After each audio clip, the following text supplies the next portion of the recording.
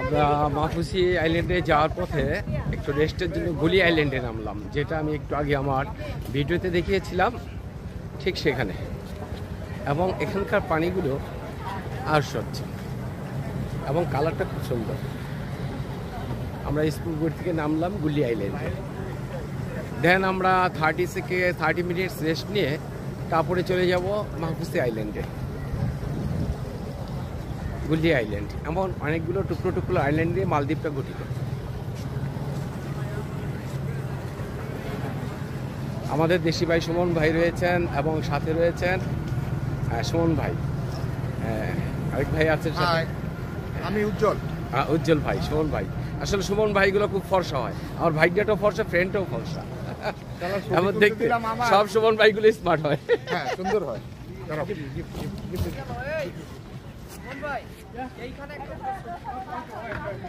Welcome to Gulli Highland. This is name Gulli highland.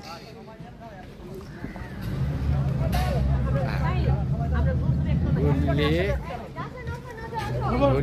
Welcome to Gulli highland.